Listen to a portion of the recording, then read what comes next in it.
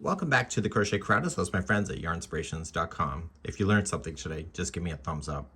What we're going to do is foundation single crochet, which means that we're not going to chain something before we start the first row. We are going to do the complete first row. We have single crochet here, and then I went once across with single crochet just to show you how dense it is, just like your host. Without further ado, let's begin. To begin this, you're going to create a slip knot. So you can use any yarn and hook size as long as it complements each other. Start by chaining 2. 1 and 2. You are now going to use the second chain from the hook, which is the first one. And when you stick in your hook, you want to stick it in so that 2 of the strands are on top of the hook and 1 is on the bottom. So just go back to the first chain and stick your hook in. Make sure there's 2 on top. You're going to yarn over and pull through. Okay. And then you are going to yarn over, pull through just 1. And this creates the top of the stitch on this side of the project. And then you're going to yarn over, pull through 2. And now there's the top of the stitch on this side. So top and top.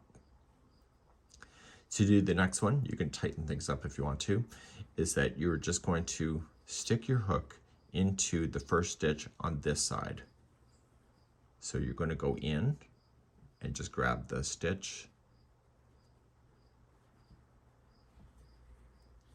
Okay, so you'll have 2 strands on top. You yarn over and pull through. Just give it a little bit more slack than you normally would. Yarn over, just pull through 1.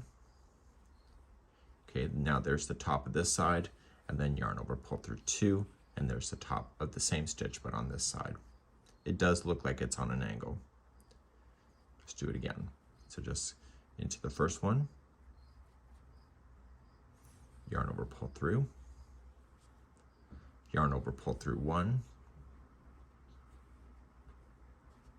yarn over, pull through 2. One more time. So in, yarn over, pull through 1, and then 2.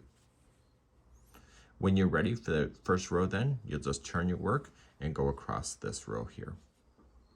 Okay, so just turn. So in this case, it's single crochet. I'm going to chain up 1 and just single crochet across the top. So because it's this foundation single crochet, you're not creating a turning chain like you would have if you were just starting with just chain work at the bottom.